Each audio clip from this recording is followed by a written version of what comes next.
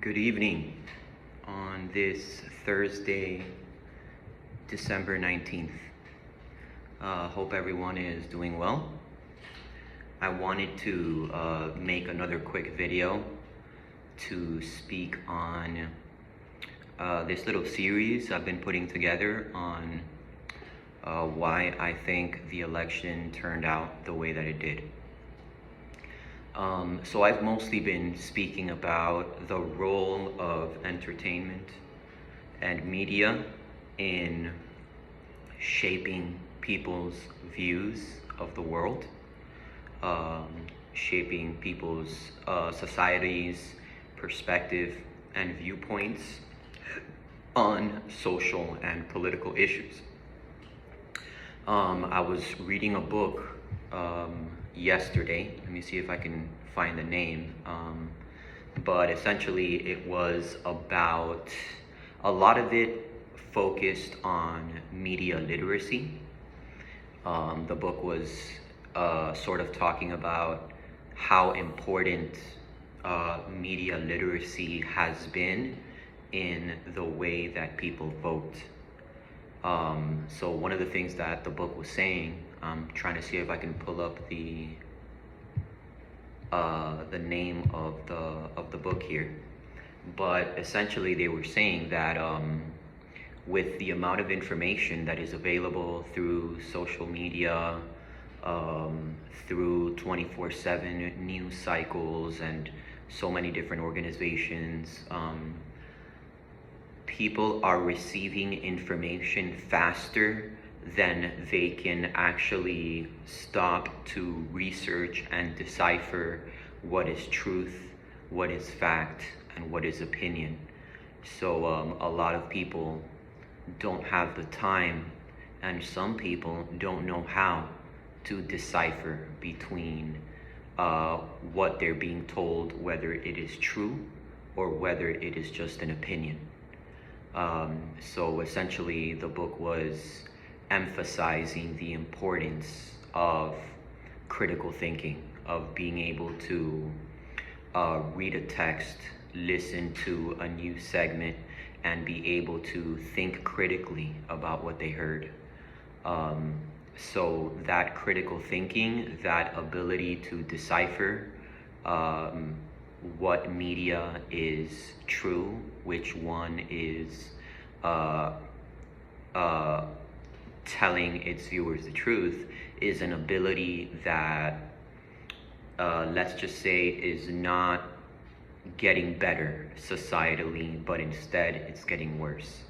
So there are more and more people consuming large amounts of media, even news and political media, who do not know how to properly maybe use critical thinking skills and be able to compare what they're hearing with a basis of truth or a basis of knowledge of what happened historically. So as a result, a lot of people in our society are being led by news organizations, by corporations, by advertisers to think a certain way and to hold certain perspectives that is beneficial to what we can call the ruling class, or just the 1%, those who own a grand majority of the wealth in our society. So that is a very important issue which we are dealing with right now. The next few years politically is going to be a battle for really a battle for truth. I mean, every political election is a battle for truth, right? But I think especially lately, with the amount of information that we have available to us, the amount of media that is readily available to us through our phones, through our podcasts, through our movies, through our streaming services, is certainly having a strong, powerful effect on society largely, you know. So So what are some things that we can do? I would say one of the main things, two things that the book mentions that we need to be doing. Number one is we have a responsibility to educate ourselves.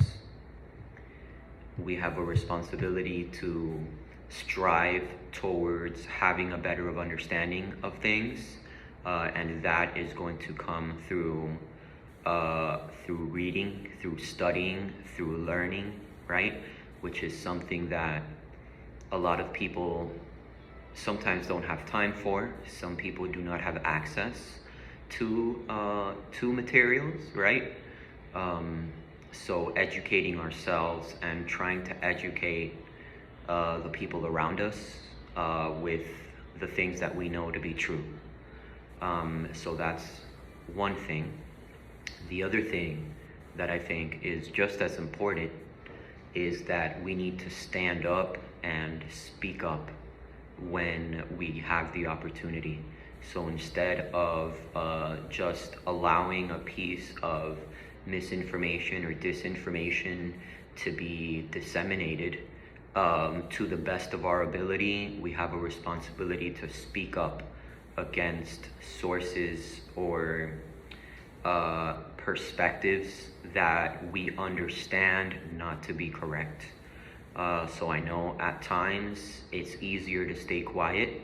We don't want to get involved in either a conversation or sometimes a conflicting discussion.